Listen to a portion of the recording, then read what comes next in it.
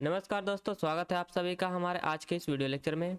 आज के इस वीडियो लेक्चर में हम लोग केमिस्ट्री के 500 प्लस प्रश्नों को कवर करेंगे, जो कि आपके पिनेकल द्वारा प्रकाशित book SSC general studies 6500 plus TCS MCQ में दिए हुए हैं। वीडियो स्टार्ट करने से पहले मैं आपको इंट्रोड्यूस करा देता हूँ। ये आपके पिनेकल द्वारा प्रकाशित book SSC general studies 6500 plus TCS MCQ की बुक है, और ये बुक आपको इंग्लिश मीडियम और हिंदी माध्यम दोनों में उपलब्ध है।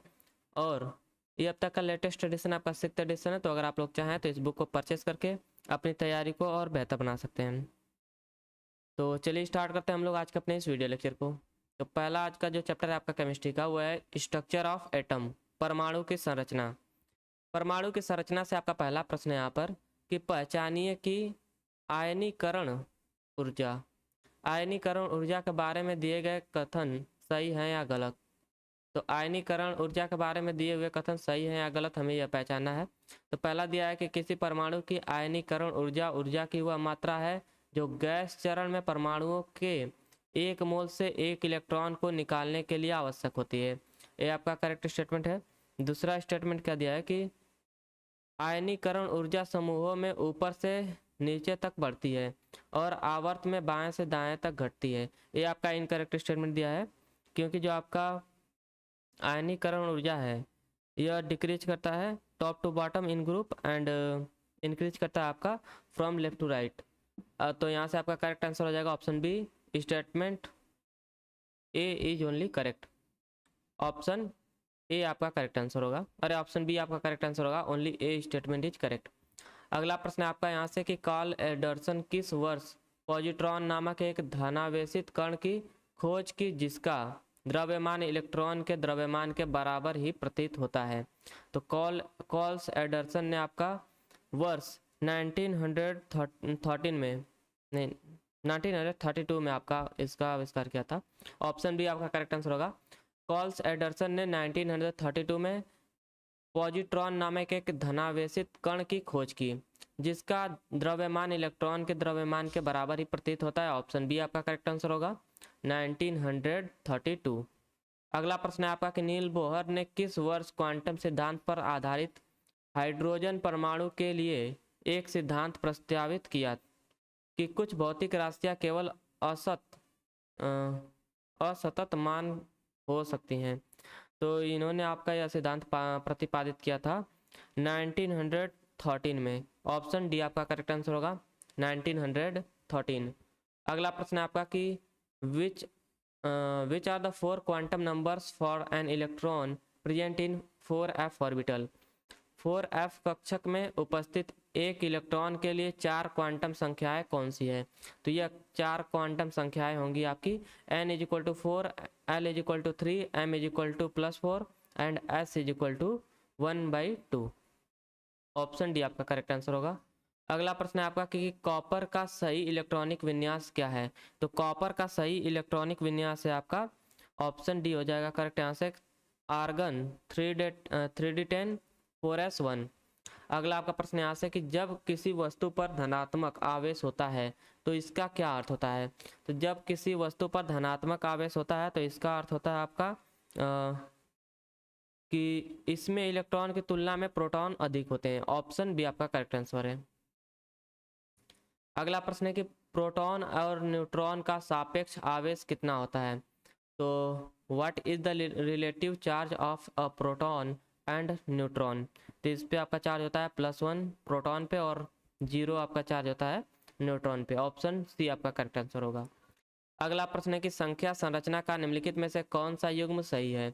तो पहला आपका दिया एटॉमिक नंबर्स एंड दूसरा आपका दिया, अरे यहाँ पर आपका इसका मिलान किया गया है नंबर ऑफ प्रोटॉन से, और दूसरा आपका दिया है mass number, sum of number of neutron and proton. तो यहाँ से आपका करेक्ट आंसर हो जाएगा option C, both first and second statement are correct.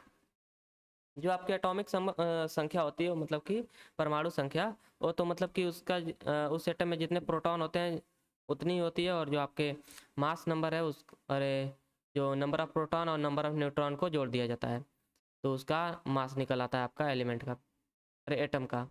Option A आपका, अरे ऑप्शन सी आपका करेक्ट आंसर होगा। अगला प्रश्न है कि सोडियम का परमाणु द्रव्यमान कितना है। तो सोडियम का परमाणु द्रव्यमान होता है आपका 23। ऑप्शन सी आपका करेक्ट आंसर होगा 23। अगला आपका यहाँ से प्रश्न दिया है कि निम्नलिखित में से कौन सा परमाणुओं की संख्या का सही निरूपण है।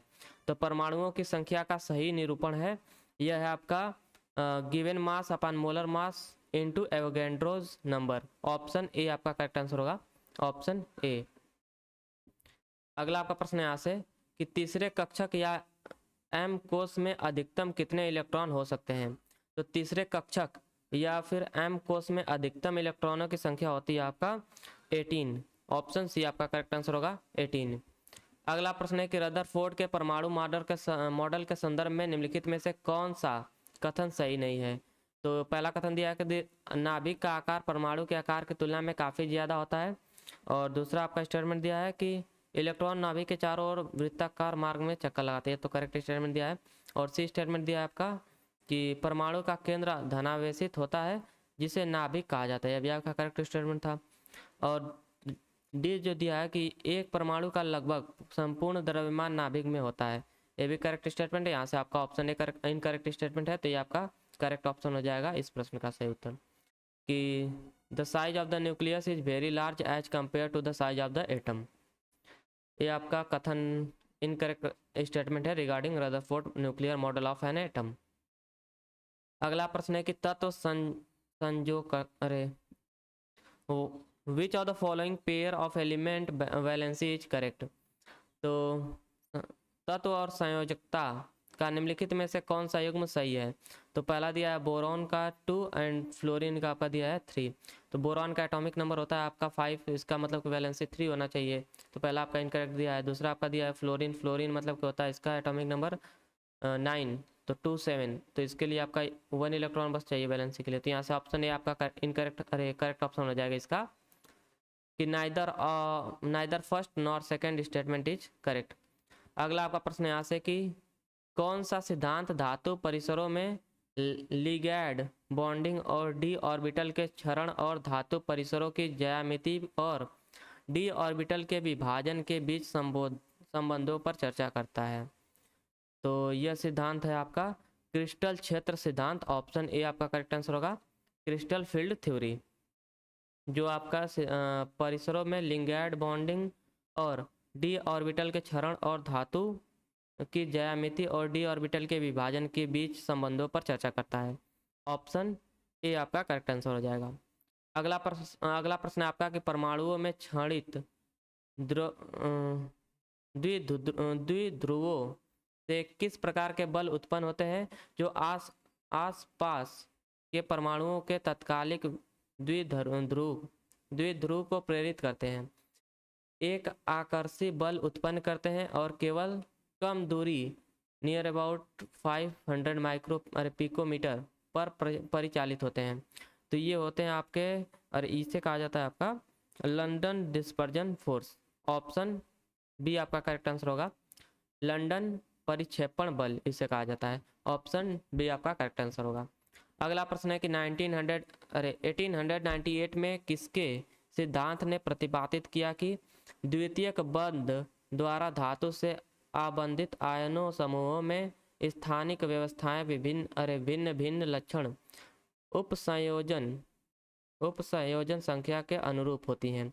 तो यह सिद्धांत प्रतिपादित किए थे अल्फ्रेड वर्नर ने। ऑप्शन बी आपका करेक्ट आंसर होगा अल्फ्रेड वर्नर ने 1898 में आपका सिद्धांत प्रतिपादित किया था कि द्वितीयक बंध वाले धातु द्वारा आबंधित आयनों समूहों में स्थानिक व्यवस्थाएं भिन्न भिन्न लक्षण उपसंयोजन संख्या के अनुरूप होती हैं। ऑप्शन बी आपका करेक्ट आंसर होगा अल्फ्रेड वर्नर। अगला प्रश्न है कि फॉस्फोरस की परमाणुकता क्या है। तो एटॉमिसिटी ऑफ फॉस्फोरस क्या है आपका। तो फॉस्फोरस की एटॉमिसिटी है आपका टेट्रा एटॉमिक। ऑप्शन डी आपका करेक्ट आंसर होगा टेट्रा एटॉमिक। अगला प्रश्न यहाँ से कि कागज की शीट या कंप्यूटर स्क्रीन जैसे आयामी सतह का उपयोग करके अणुओं की कागज की शीट या कंप्यूटर स्क्रीन जैसे द्विआयामी सतह का उपयोग करके अणुओं की त्रिआयामी संरचनाओं का प्रतिनिधित्व करने के लिए किस सूत्र का उपयोग किया जाता है? तो इस सूत्र का इस सूत्र को कहा जाता है आपका डैश वेज सूत्र। ऑप्शन सी आपका करेक्ट आंसर होगा, डैश वेज फॉर्मूला इसे कहा जाता है। ऑप्शन सी करेक्ट आंसर होगा। अगला प्रश्न है कि परमाणु में इलेक्ट्रॉनिक विन्यास में सूत्र 2n² में n क्या दर्शाता है? तो 2n² में n आपका दर्शाता है the number of the given cell from the nucleus. नाभिक से दिए गए कोष की संख्या को दर्शाता है आपका n। ऑप्शन सी आपका करेक्ट आंसर होगा। अगला आपका प्रश्न है कि डाल्टन के परमाणु सिद्धांत के अनुसार परमाणु छोटी पूर्ण संख्याओं के अनुपात से मिलकर डैश बनाते हैं। तो डाल्टन के परमाणु सिद्धांत के अनुसार परमाणु छोटे पूर्ण संख्याओं के अनुपात में मिलकर कंपाउंड बनाते हैं, यौगिक बनाते हैं। ऑप्शन डी आपका करेक्ट आंसर होगा, यौगिक। अगला प्रश्न है कि यदि एक परमाणु के नाभिक के आकार की तुलना एक क्रिकेट गेंद से की जाए तो परमाणु की त्रिज्या लगभग कितने किलोमीटर के बराबर होगी? तो यदि एक परमाणु के नाभिक के आकार की तुलना यदि एक क्रिकेट की गेंद से की जाए तो परमाणु की त्रिज्या लगभग आपका 5 किलोमीटर होगा। ऑप्शन ए आपका करेक्ट आंसर होगा, 5 किलोमीटर के बराबर होगा। ऑप्शन ए करेक्ट आंसर होगा। अगला प्रश्न है कि पहला इलेक्ट्रॉन कोष जो नाभिक के सबसे नज़दीक होता है वह कभी भी n इलेक्ट्रॉनों से अधिक नहीं होता है, जहां n बराबर होता है आपका डैश। तो पहला इलेक्ट्रॉन कोष जो नाभिक से सबसे नज़दीक होता है वह कभी भी n इलेक्ट्रॉनों से अधिक नहीं होता है, जहां आपका n बराबर होता है आपका 2 के। ऑप्शन ए आपका करेक्ट आंसर होगा, 2। अब यहाँ से आपका अगला चैप्टर स्टार्ट होता है, वो है metal, non metal and alloy, धातु, अधातु और मिश्र धातु। तो इस चैप्टर से आपका पहला प्रश्न है कि निम्नलिखित में से कौन सी क्षारीय मृदा धातु नहीं है? तो क्षारीय मृदा धातु नहीं है आपका सोडियम। ऑप्शन ए आपका करेक्ट आंसर होगा, सोडियम। ये आपका एल्कली मेटल नहीं है, एल्कली मेटल, अरे ये आपका एल्कलाइन मेटल नहीं है, एल्कलाइन अर्थ मेटल नहीं है, ये आपका एल्कली मेटल है सोडियम जो है। अगला आपका यहाँ से प्रश्न है कि पृथ्वी की परपटी में मौजूद सातवीं सबसे प्रचुर मात्रा में पाई जाने वाली धातु का नाम क्या है, जिसका नाम मध्ययुगीन लैटिन शब्द कैलियम से लिया गया है? तो कैलियम से लिया गया आपका है पोटेशियम, नाम है इसका। ऑप्शन डी आपका करेक्ट आंसर होगा, पोटेशियम। अगला प्रश्न है आपका कि परमाणु संख्या 35 वाले किस रासायनिक तत्व में तीक्ष्ण गंध वाला गहरा लाल भूरा तरल होता है? तो परमाणु संख्या 35 वाले किस रासायनिक तत्व में? तो इसका आपका है, अरे 35 नंबर है आपका, एटॉमिक नंबर ब्रोमीन का है। ऑप्शन डी आपका करेक्ट आंसर होगा, ब्रोमीन। अगला आपका प्रश्न है कि निम्नलिखित में से किस तत्व की छवि साइप्रस के मानचित्र पर दिखाई गई है जिससे तत्व को इसका नाम मिला है? तो साइप्रस की मानचित्र पर दिखाई गई धातु का नाम है आपका कॉपर। ऑप्शन सी आपका करेक्ट आंसर होगा, तांबा या फिर कॉपर। अगला प्रश्न है कि किस रेडियोधर्मी समस्थानिक का अर्थ आयु काल 5770 वर्ष है, जिसका उपयोग सामान्यतः कागज और चर्म पत्र जैसे कार्बनिक पदार्थों के जीवन काल का अनुमान लगाने के लिए किया जाता है? तो इसका सही उत्तर होगा आपका 14C। ऑप्शन सी आपका करेक्ट है, कार्बन 14 का उपयोग किया जाता है। अगला आपका प्रश्न है यहाँ से कि चर्म शोधन उद्योग से निकलने वाले कौन सा धातु आयन गंभीर जल प्रदूषण का कारण बनता है? तो यह आपका है क्रोमियम। ऑप्शन सी आपका करेक्ट आंसर होगा, चर्म शोधन उद्योग से निकलने वाले क्रोमियम धातु आयन गंभीर जल प्रदूषण का कारण बनते हैं। ऑप्शन सी आपका करेक्ट आंसर होगा। अगला प्रश्न है आपका कि अपक्षय की प्रक्रिया के दौरान सर्वाधिक स्थायी खनिज कौन सा है?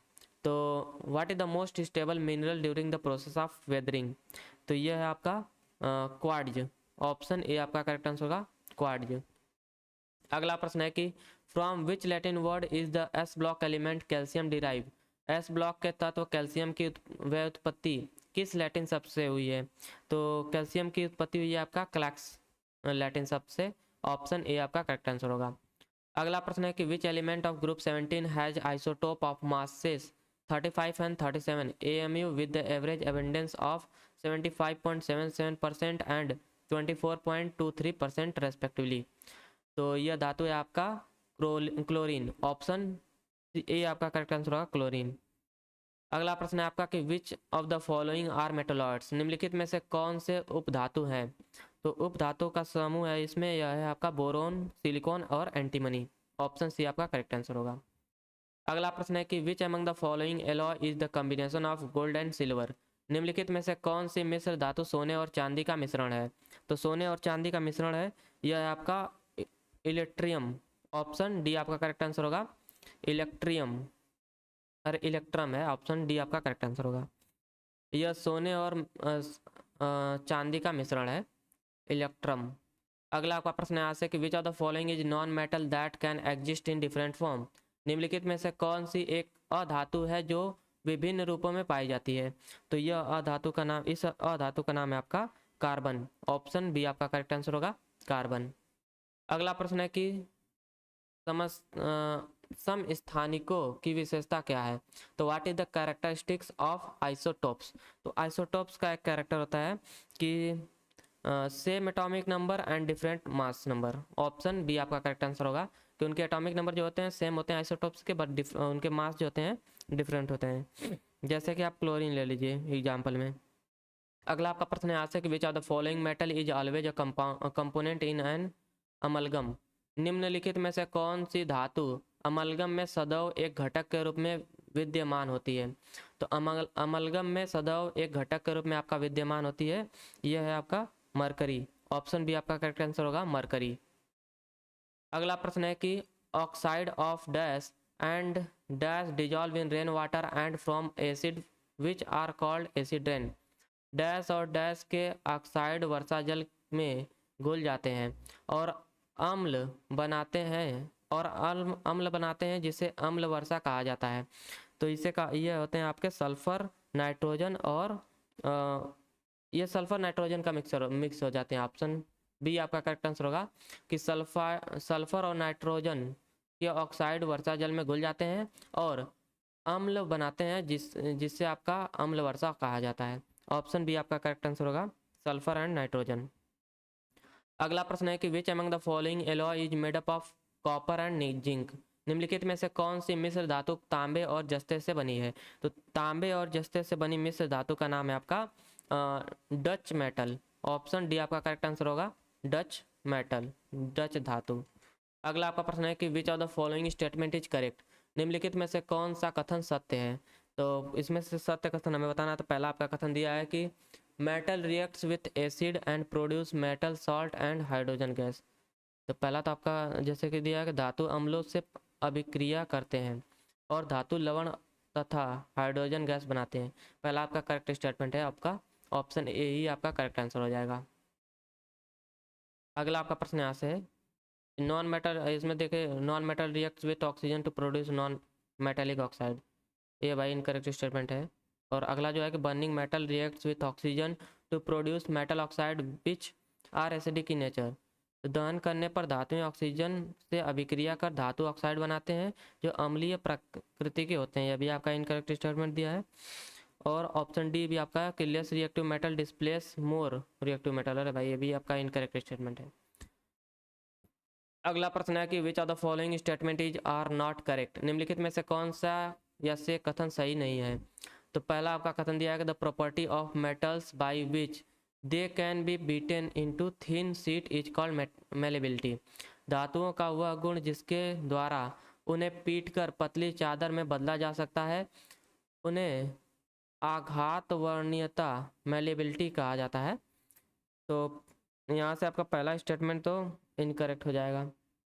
दूसरा आपका स्टेटमेंट क्या दिया है कि the property of metal by which it can be drawn into wire is called ductility, ये आपका इनकरेक्ट स्टेटमेंट है दोनों।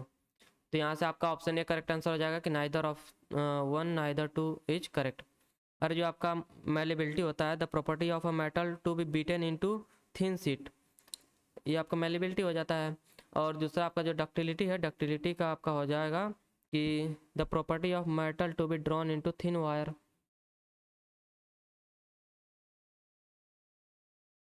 यहाँ पे भाई आपका ऑप्शन बी करेक्ट आंसर होगा, बोथ करेक्ट होंगे ना। ये जो मेटल की, अच्छा नहीं करेक्ट है, हमको ये बताना है इसमें। तो मतलब कि दोनों आपके करेक्ट स्टेटमेंट है। तो हमारा जो ऑप्शन ए है यही आपका करेक्ट आंसर होगा। डक्टिलिटी वही होता है जो मतलब कि मेटल की प्रॉपर्टी होती है जिससे मतलब कि मेटल को खींचकर किसी तार में बदला जा सके।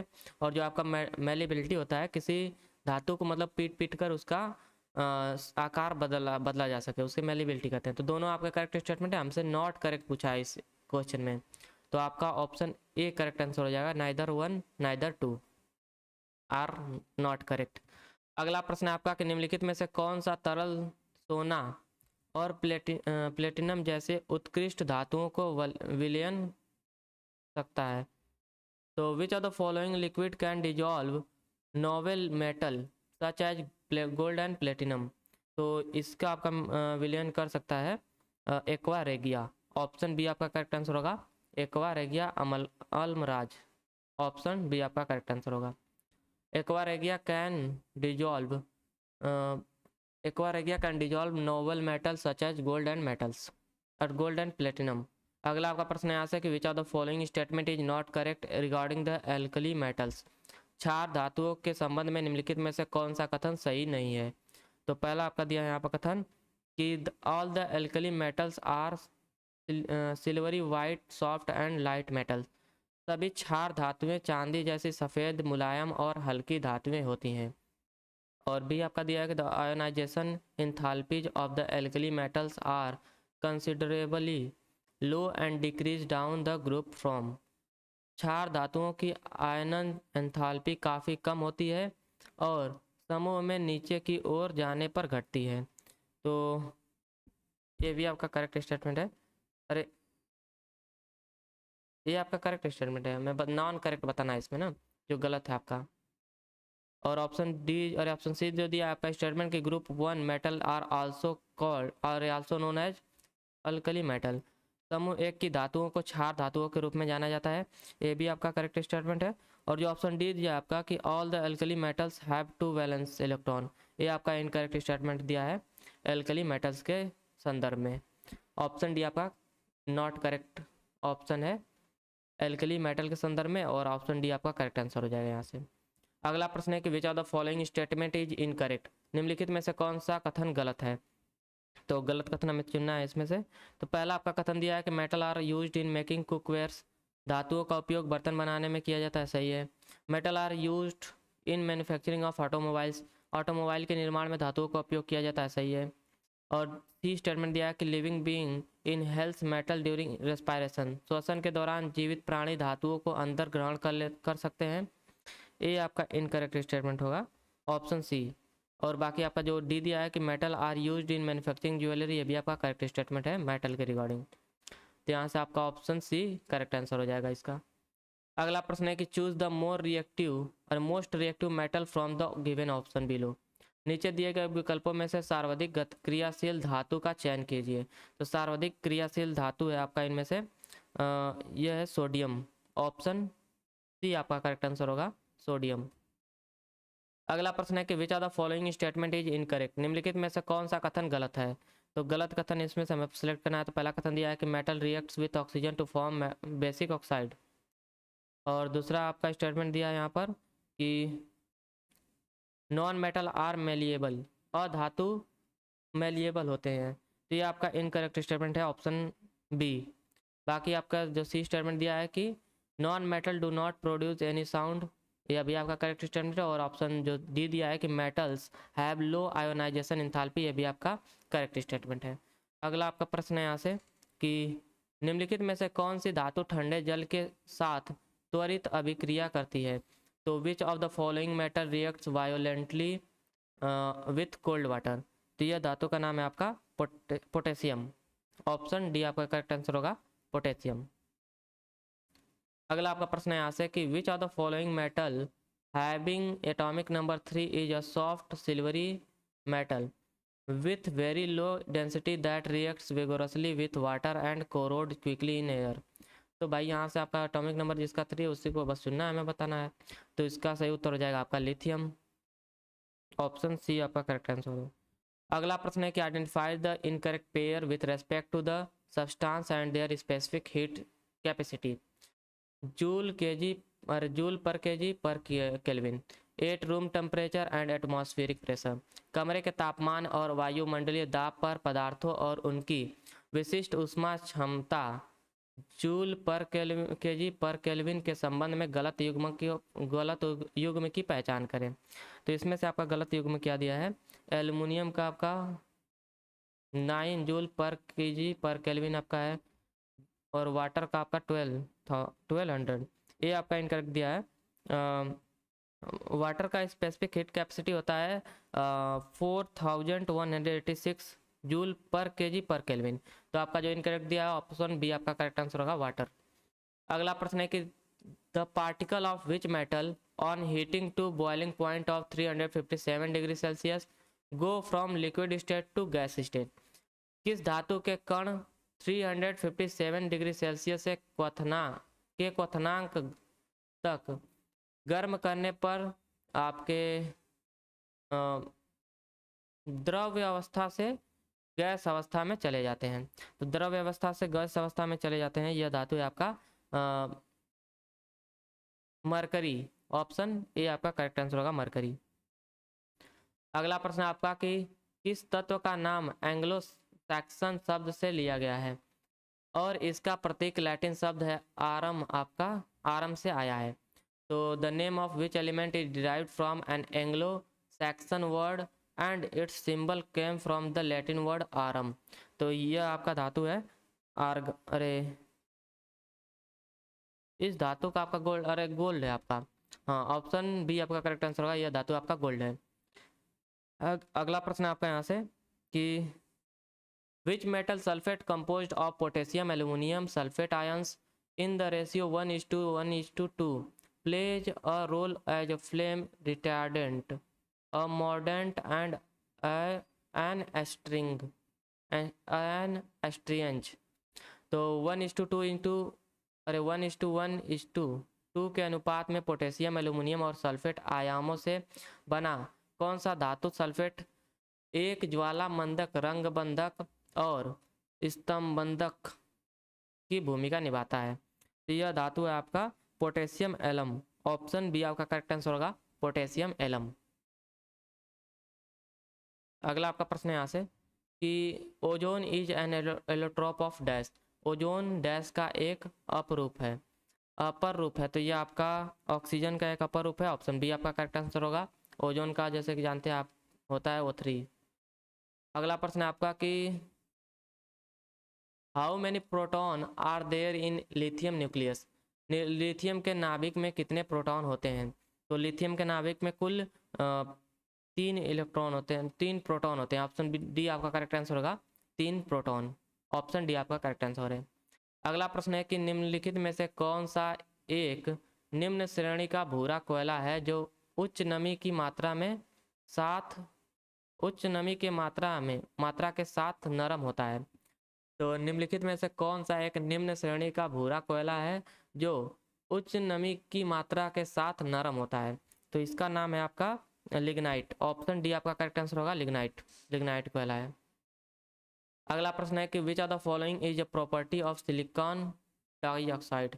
निम्नलिखित में से कौन सा सिलिकॉन डाइऑक्साइड का एक गुण है।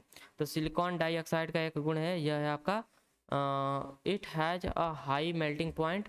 इसका गलनांक उच्च होता है। ऑप्शन डी आपका करेक्ट आंसर होगा।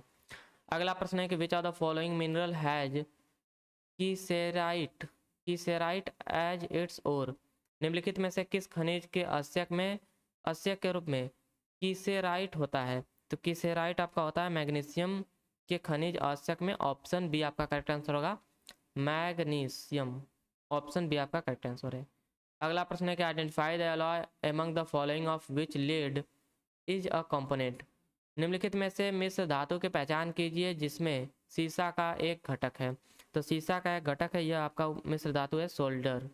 ऑप्शन बी आपका करेक्ट आंसर होगा, सोल्डर। अगला प्रश्न है आपका यहाँ से कि which of the following is one of the metal use in LED semiconductor technology. निम्नलिखित में से कौन LED अर्धचालक प्रौद्योगिकी में प्रयुक्त धातुओं में से एक है। तो इस धातु का नाम है आपका गैलियम। ऑप्शन सी आपका करेक्ट आंसर होगा, यह आपका गैलियम होता है जिसका उपयोग किया जाता है LED में अर्धचालक के रूप में।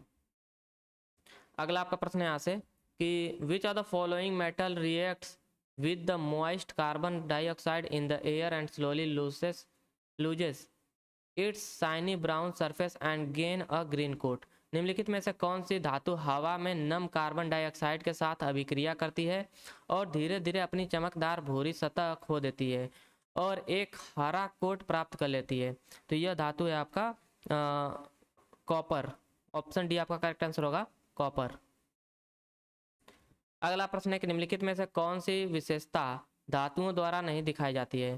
तो धातुओं द्वारा नहीं दिखाई जाने वाली विशेषता है आपका कि लुक डल, दिखने में उदासीन होते हैं। ऑप्शन ए आपका करेक्ट आंसर होगा। ये आपकी धातुओं द्वारा दिखाई जाने वाली विशेषता नहीं है। ऑप्शन ए आपका करेक्ट आंसर होगा। अगला प्रश्न है कि what is the atomic number of the element einsteinium? तत्व आइंस्टीनियम का परमाणु क्रमांक कितना है? तो आइंस्टीनियम का परमाणु क्रमांक है आपका 99। ऑप्शन ए आपका करेक्ट आंसर होगा 99। अगला प्रश्न है कि which are the following is an example of a pair of isobars? निम्नलिखित में से कौन समभारिक की जोड़ी का एक उदाहरण है?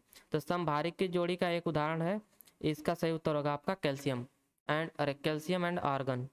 ऑप्शन बी आपका करेक्ट आंसर होगा, कैल्शियम एंड आर्गन। अगला प्रश्न है कि which is the rarest element? सबसे दुर्लभ तत्व कौन सा है? तो सबसे दुर्लभ तत्व है आपका एस्टेटिन। ऑप्शन ए आपका करेक्ट आंसर होगा, एस्टेटिन। अगला प्रश्न क्या है कि which of the following is used as a substitute of mercury in thermometers? Thermometer में पारा के विकल्प के रूप में निम्नलिखित में से किसका उपयोग किया जाता है? तो थर्मामीटर में आपका पारा के रूप में उपयोग किया जाने वाला धातु है, यह है गैलिस्टन। ऑप्शन डी आपका करेक्ट आंसर होगा, गैलिस्टन। अगला प्रश्न है कि name the only metal that is antibacterial? एकमात्र धातु का नाम है, एकमात्र धातु का नाम बताइए जो जीवाणुरोधी है। तो यह धातु है आपका कॉपर। ऑप्शन बी आपका करेक्ट आंसर होगा, कॉपर। आपने सुना होगा कि मतलब कि और ये जो आरओ प्लांट होते हैं उसमें आपको कॉपर के प्लेट मतलब कुछ ऐसा मिलता है, साथ कंपनी वाले प्रचार करते रहते हैं। अगला आपका प्रश्न यहाँ से कि constantan is an alloy of copper and dash? तो कॉन्स्टेंटेंट कॉपर और डैश का मिश्र धातु है, तो ये आपका मिश्र धातु होता है कॉपर एंड निकिल का। ऑप्शन सी आपका करेक्ट आंसर होगा, कॉपर एंड निकिल। अगला आपका जो चैप्टर स्टार्ट होता है वो है एसिड बेसिस एंड सॉल्ट। अम्ल, क्षार और लवण से आपका पहला प्रश्न है यहाँ पर कि 100 ml solution having 0.01 moles of NaOH dissolve in it, the pH of the solution is dash? तो एक 100 ml विलयन में 0.01 मोल NaOH घुला हुआ है, विलयन का pH कितना होगा? तो विलियन का pH आपका होगा, इसके लिए हमारा फॉर्मूला आपका होता है कंसंट्रेशन ऑफ OH। OH का हम लोग निकालेंगे इसमें, कंसंट्रेशन ऑफ OH आयंस का। तो इसमें अगर हम लोग फाइंड करेंगे तो भाई इसमें यार कुछ POH लॉग करके होता है, फॉर्मूला बहुत कठिन होता है थोड़ा। चलिए इसका उत्तर आप लोगों को बता देता हूँ हम, आप लोग सॉल्व कर लीजिएगा, इसको सर्च कर लीजिएगा एक तरह से हमारे हिसाब से। इसका आपका उत्तर आएगा 13 pH, 13। ऑप्शन ए आपका करेक्ट आंसर होगा। इसमें भाई एक फॉर्मूला लगता है और फॉर्मूला हमें याद नहीं आ रहा है इस वक्त, ध्यान में नहीं है। अगला आपका चलिए प्रश्न यहाँ से कि मैच लिस्ट 1 विथ लिस्ट 2, सूची 1 और सूची 2 का मिलान कीजिए। तो सूची 1 में आपका दिया है अम्ल और सूची 2 में आपका दिया है खाद्य स्रोत। तो पहला में आपका दिया है कार्बोनिक एसिड, तो कार्बोनिक एसिड आपका पाया जाता है सोडा वाटर में, तो पहले का आपका होगा थर्ड। और दूसरा तो आपका है लॉरिक अम्ल, लॉरिक एसिड जो आपका है यह पाया जाता है कोकोनट मिल्क में, तो यहाँ से हो जाएगा बी का 3 और बी का 4 हो जाएगा।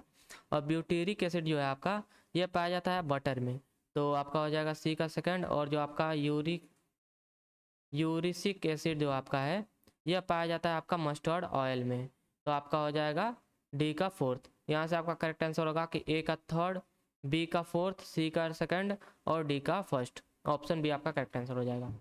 अगला प्रश्न है कि निम्नलिखित में से कौन सा पोटेशियम लवण एक खनिज पूरक है जिसका उपयोग रक्त में पोटेशियम के निम्न स्तरों के उपचार या रोकथाम के लिए किया जाता है? तो यह आपका है पोटेशियम क्लोराइड। ऑप्शन ए आपका करेक्ट आंसर होगा। पोटेशियम क्लोराइड का आपका उपयोग किया जाता है। ऑप्शन ए करेक्ट आंसर हो जाएगा।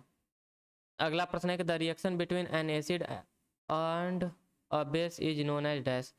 तो किसी अम्ल और किसी क्षारक के बीच होने वाली अभिक्रिया कहलाती है। तो यह अभिक्रिया कहलाती है आपकी न्यूट्रलाइजेशन रिएक्शन, उदासीनीकरण अभिक्रिया। ऑप्शन डी आपका करेक्ट आंसर होगा, न्यूट्रलाइजेशन रिएक्शन। अगला प्रश्न है कि विच acid destroys the bacteria that इंटर्स the stomach. कौन सा अम्ल आमाशय में प्रवेश करने वाले जीवाणुओं को नष्ट कर देता है? तो इस अम्ल का नाम है आपका हाइड्रोक्लोरिक एसिड। ऑप्शन बी आपका करेक्ट आंसर होगा, हाइड्रोक्लोरिक एसिड। अगला प्रश्न है आपका कि विच acid is predominantly present in tomatoes. टमाटर में मुख्यतः में से कौन सा अम्ल पाया जाता है? तो टमाटर में मुख्यतः से आपका पाया जाने वाला अम्ल है ऑक्जेलिक एसिड। ऑप्शन सी आपका करेक्ट आंसर होगा, ऑक्जेलिक एसिड।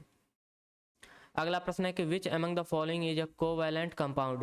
निम्नलिखित में से कौन सा एक सहसंयोजक यौगिक है? तो सहसंयोजक यौगिक है इसमें से यह है आपका हाइड्रोजन क्लोराइड। ऑप्शन ए आपका करेक्ट आंसर होगा, हाइड्रोजन क्लोराइड। अगला आपका प्रश्न ऐसा है कि which of the following is used as an antacid to neutralize stomach acidity.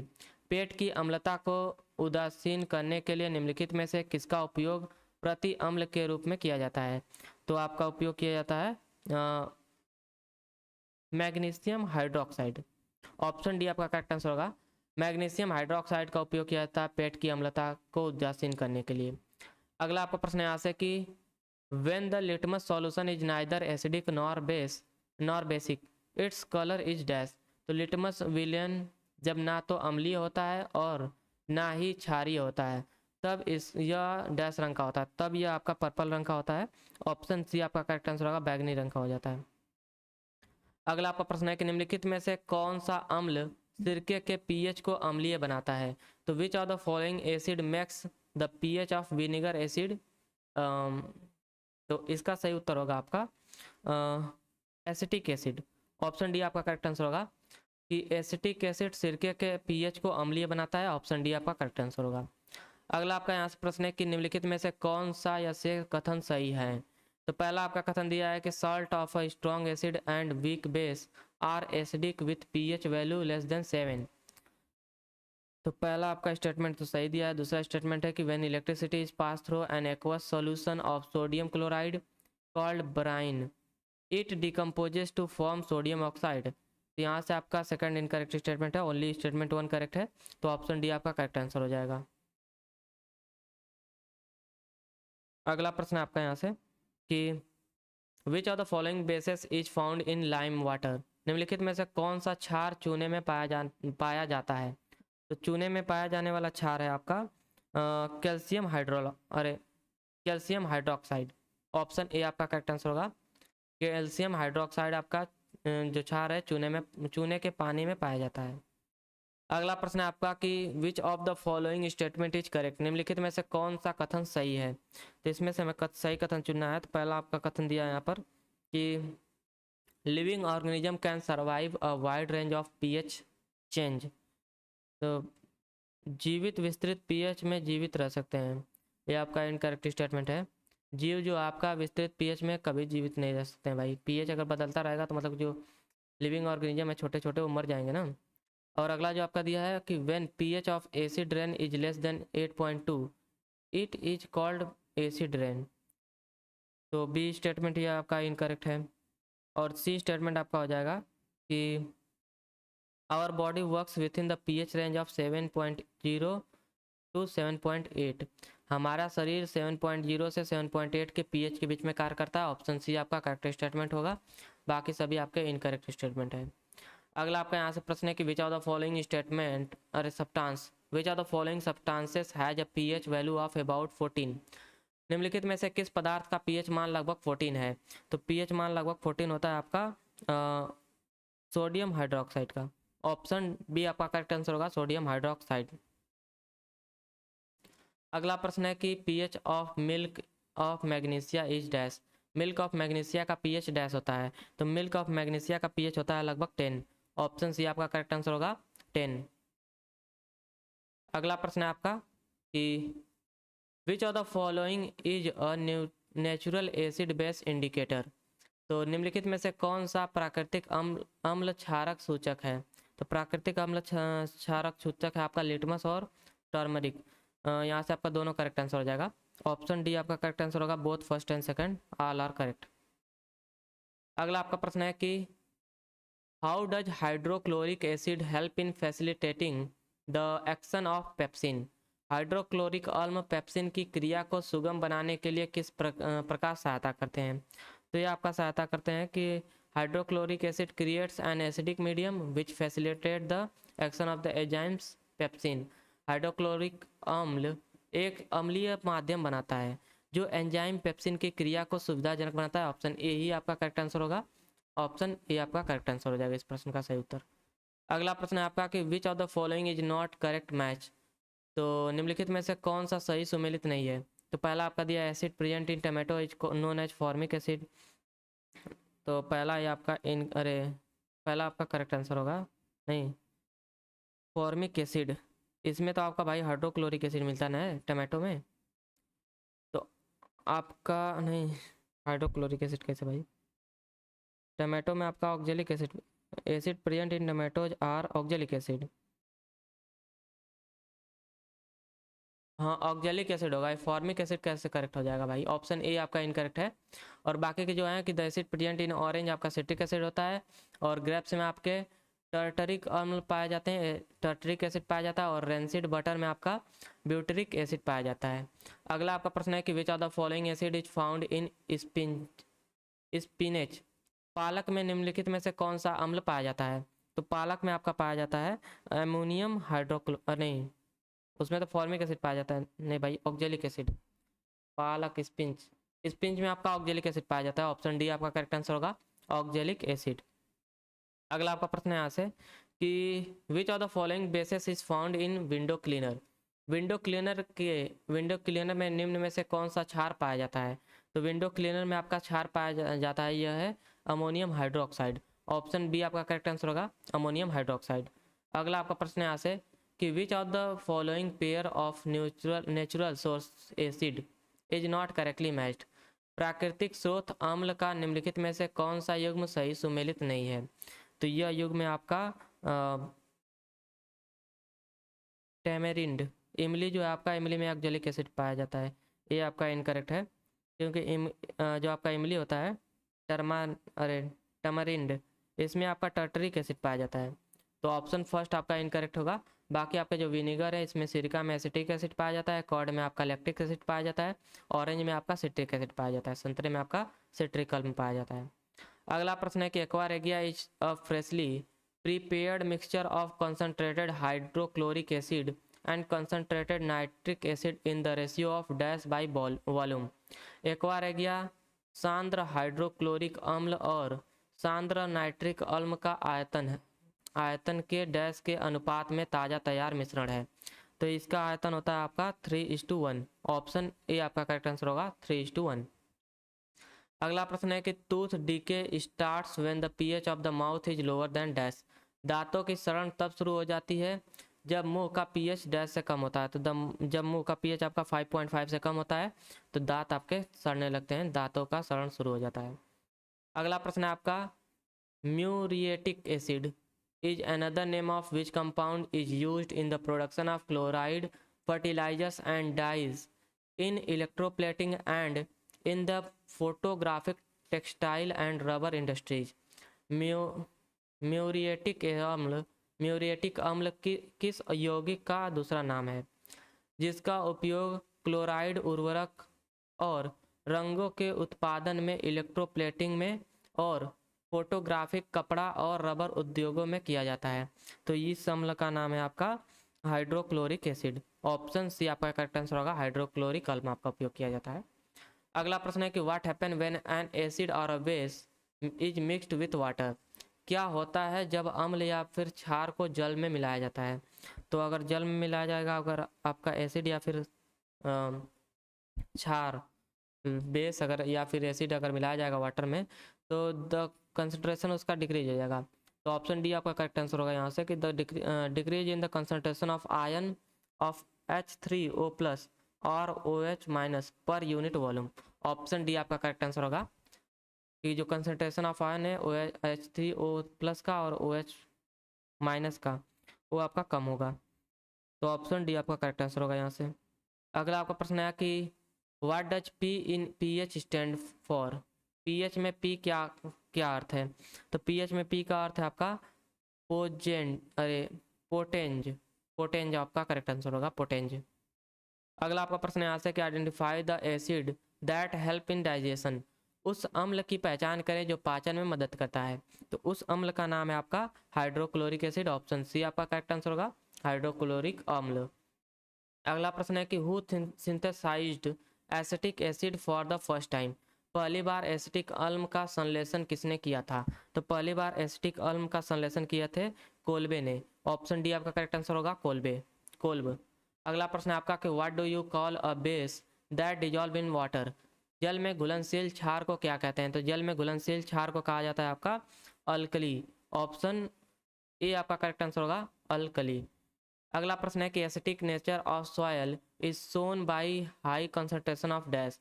मिट्टी की अम्लीय प्रकृति को डैश की उच्च सांद्रता द्वारा दर्शाया गया है। तो मिट्टी की अम्लीय प्रकृति को आपका दर्शाया जाता है इसका सही उत्तर आपका क्या होगा भाई कि मिट्टी की अम्लीय प्रकृति को आपका डैश के उच्च सांद्रता द्वारा दर्शाया जाता है। तो इसका सही उत्तर होगा आपका हाइड्रोजन। ऑप्शन ए आपका करेक्ट आंसर होगा कि मिट्टी की अम्लीय प्रकृति को आपका हाइड्रोजन की उच्च सांद्रता द्वारा दर्शाया जाता है। ऑप्शन ए आपका करेक्ट आंसर होगा। अगला प्रश्न है आपका कि the salinity of ocean water is calculated as the amount of salt in gram dissolve in dash gram of sea water. समुद्र के जल की लवणता की गणना समुद्र जल के डैश ग्राम में घुले लवण की मात्रा के रूप में की जाती है। तो इसका सही उत्तर होगा आपका ऑप्शन डी कि समुद्र के जल की लवणता की गणना समुद्र में 1000 ग्राम घुले लवण की मात्रा के रूप में की जाती है। ऑप्शन बी आपका करेक्ट आंसर होगा। अगला प्रश्न है कि which of the following is not a natural acid base indicator. निम्नलिखित में से कौन एक प्राकृतिक अम्ल क्षार संकेतक नहीं है? तो प्राकृतिक अम्ल क्षार संकेतक नहीं है, यह है आपका थाइम लीव्स, अजवाइन के पत्ते। ऑप्शन डी आपका करेक्ट आंसर होगा। अगला आपका प्रश्न है यहाँ से बाकी आपके जेरेनियम फूल, लाल गोभी के पत्ते और पेटूनिया फूल ये सभी आपके नेचुरल एसिड बेस्ड इंडिकेटर हैं। अगला प्रश्न है आपका कि when an ant bites it injects acid liquid formic acid into the skin, what among the following should be applied to the skin to neutralise it. जब चींटी काटती है तो त्वचा में अम्लीय तरल फॉर्मिक अम्ल अवमुक्त करती है। इसे उदासीन करने के लिए त्वचा पर निम्नलिखित में से क्या लगाना चाहिए? तब हमें यूज करना चाहिए आपका baking powder, moist baking powder आपका करेक्ट आंसर होगा। ऑप्शन डी आपका ऑप्शन सी आपका करेक्ट आंसर होगा, नम बेकिंग सोडा आपका अप्लाई करना चाहिए। हल्का सा भीगा बेकिंग सोडा अप्लाई किया जाता है। अगला प्रश्न है कि which of the following is another name of the folic acid. निम्न में से कौन फोलिक अम्ल का दूसरा नाम है? तो फोलिक अम्ल का दूसरा नाम आपका है इसमें से इसे कहा जाता है आपका पेट्रोग्लूटेमिक एसिड। ऑप्शन बी आपका करेक्ट आंसर होगा, फोलिक एसिड का आपका दूसरा नाम है पेट्रोग्लूटेमिक अम्ल। ऑप्शन बी आपका करेक्ट आंसर होगा। अगला प्रश्न है आपका कि litmus paper changes to dash colour when put in soap water. जब साबुन के पानी में लिटमस पेपर को डाला जाता है तो उसका रंग डैश में बदल जाता है। तो उसका रंग बदल जाता है आपका ब्लू में। ऑप्शन ए आपका करेक्ट आंसर होगा, नीला। अगला आपका यहाँ से जो चैप्टर स्टार्ट होता है वो है आपका धातु, मेटलर्जी। मेटलर्जी से आपका पहला प्रश्न है यहाँ पर कि which of the following is the most widely used method for refining impure metal. निम्नलिखित में से कौन सी अशुद्ध धातुओं के शोधन के लिए सर्वाधिक व्यापक रूप से उपयोग की जाने वाली विधि है? तो इस विधि को कहा जाता है आपका इलेक्ट्रो रिफाइनिंग। ऑप्शन डी आपका करेक्ट आंसर होगा विद्युत अपघटनी परिष्करण, ये आपका हिंदी में से कहा जाता है इलेक्ट्रो रिफाइनिंग को। अगला आपका प्रश्न है कि which is the most common ore of oxide, which is the most common ore of oxidized mercury that occurs in granular crust or when associated with the volcanic activity and hot spring। ऑक्सीकृत पारे का सबसे आम अश्यक कौन सा है जो ज्वालामुखी गतिविधि और उष्ण स्रोत हॉट स्प्रिंग से संबंधित दानेदार परतों या सिराओं में होता है। तो इसका सही उत्तर होगा आपका, यह संबंधित है चिनाबार से और सिनेबार से। ऑप्शन सी आपका करेक्ट आंसर होगा सिनेबार। अगला आपका प्रश्न यहाँ से कि the process in which metal are extracted from their ore by heating beyond the melting point is called dash. वह प्रक्रिया जिसमें धातु को उसके अश्यकों द्वारा गलनांक बिंदु से अधिक गर्म करके निष्कर्षित किया जाता है, तो यह कहलाता है आपका डैश। तो इसे कहा जाता है स्मेल्टिंग, प्रगलन। ऑप्शन बी आपका करेक्ट आंसर होगा प्रगलन प्रक्रिया यह कहलाती है। अगला प्रश्न है कि which of the following is the highest quality कोल।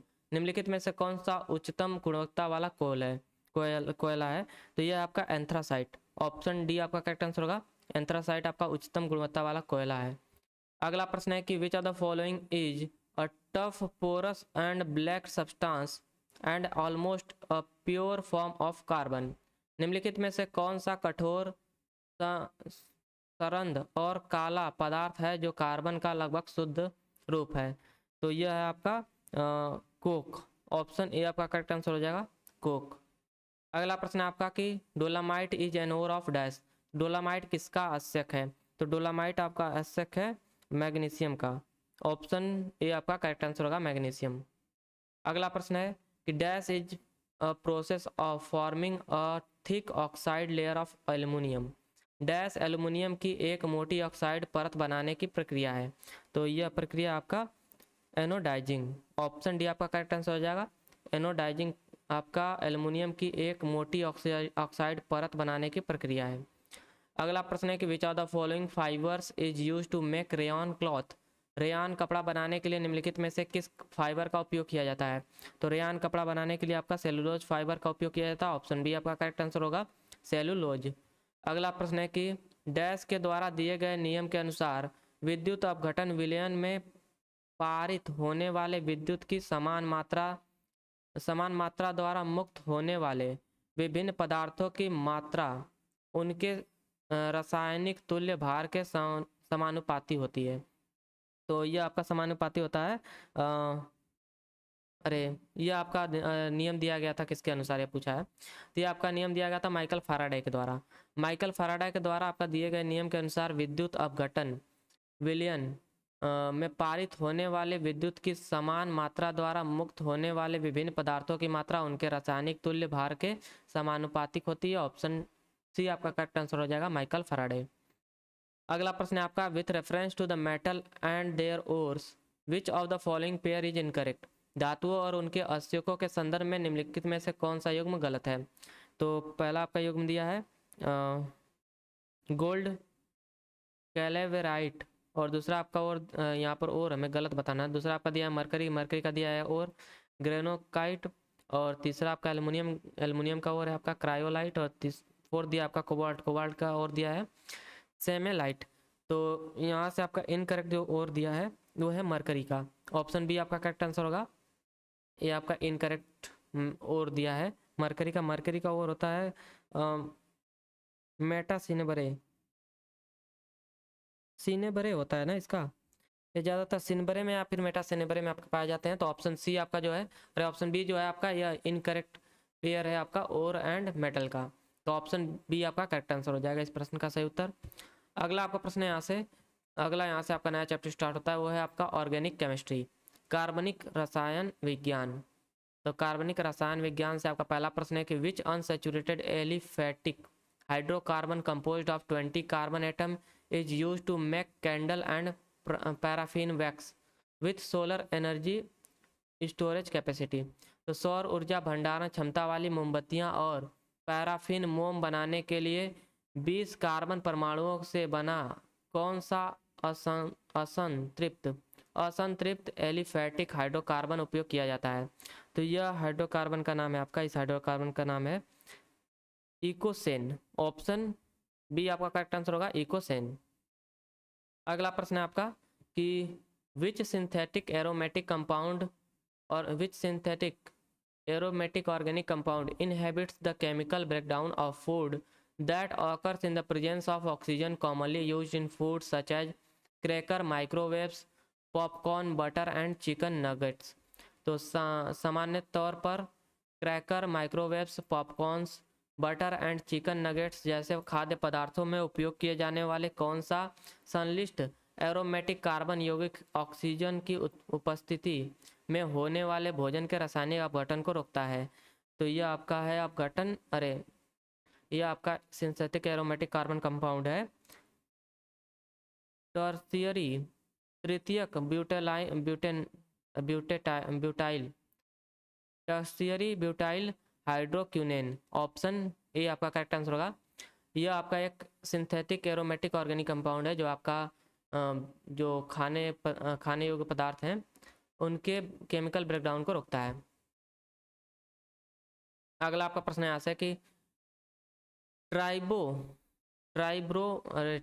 ट्राइबोरोमीथेन, इसमें आपका भाई दिया है ट्राइब्रोमो एथेन किस ब्रोमीनेट कार्बन विलायक का एक पर्याय है? तो tribromomethane is a synonym for which brominated organic solvent. तो इसका सही उत्तर होगा आपका ब्रोमोफॉर्म। ऑप्शन ए आपका करेक्ट आंसर होगा, ये आपका ब्रोमोफॉर्म का सिनोनिम है। अगला प्रश्न है methyl ethyl ketone is also known as dash. Methyl ethyl ketone को डैश के नाम से भी जाना जाता है, तो इसे जाना जाता है आपका टू ब्यूटेनॉन के नाम से। ऑप्शन सी आपका करेक्ट आंसर होगा टू ब्यूटेनॉन। अगला आपका प्रश्न है which of the following does not belong to the family of organic compound. निम्नलिखित में से कौन सा कार्बनिक यौगिक के परिवार से संबंधित नहीं है? तो कार्बनिक यौगिक के परिवार से संबंधित नहीं है, यह है आपका एमोनिया। ऑप्शन सी आपका करेक्ट आंसर होगा, एमोनिया। अगला प्रश्न है कि which compound structures includes saturated short chain fatty acid with 4 carbon molecules commonly found in esterified form in animals fat and plant oils। किस यौगिक संरचना के 4 कार्बन अणुओं के साथ संतृप्त लघु श्रृंखला वसीय अम्ल शामिल है जो आमतौर पर जंतु वसा और पौधों के तेल में एस्टरीकृत रूप में पाया जाता है? तो यह एसिड का नाम है आपका, यह एसिड है ब्यूट्रिक एसिड। ऑप्शन बी आपका करेक्ट आंसर होगा, ब्यूट्रिक एसिड पाया जाता है। अगला प्रश्न है कि what is the IUPAC name of the organic compound depicted in the figure. तो इसका इस संरचना जो आपका दिया है इसका IUPAC नेम होगा आपका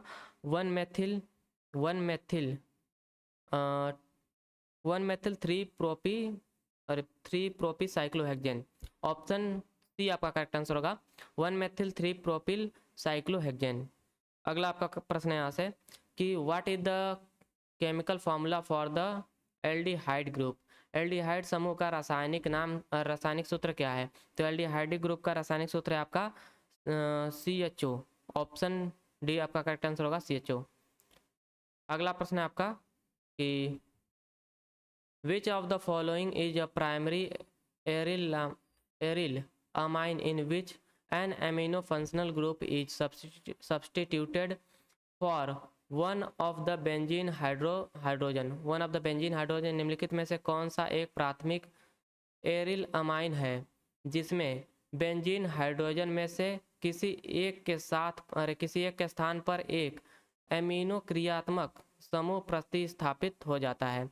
तो यह आपका ग्रुप है एनिलीन का। ऑप्शन बी आपका करेक्ट आंसर होगा, एनिलीन एक प्राथमिक एरिल अमाइन है जिसमें बेंजीन हाइड्रोजन में से किसी एक के स्थान पर एक अमीनो क्रियात्मक समूह प्रतिस्थापित हो जाता है। अगला आपका प्रश्न है कि which of the following is a white to yellowish solid with a weak aromatic odour purified by the process of sublimation. निम्नलिखित में से कौन सा एक सफ़ेद और पीले रंग का ठोस है जिसमें हल्की सुगंधित गंध होती है और जिसे ऊर्ध्वपातन की प्रक्रिया द्वारा शुद्ध किया जाता है? तो यह होता है आपका एंथ्रासीन। ऑप्शन सी आपका करेक्ट आंसर होगा, एंथ्रासीन। अगला प्रश्न है कि what is the systematic name of a colourless gas with a faint ethereal odour called acetylene widely used for welding? तो वेल्डिंग के लिए व्यापक रूप से उपयोग की जाने वाली एसिटिलीन नामक हल्की इथीरीय गंध वाली रंगहीन गैस का प्रणालीगत नाम क्या है? तो इसका प्रणालीगत नाम है आपका इथाइन। ऑप्शन ए आपका करेक्ट आंसर होगा, इथाइन।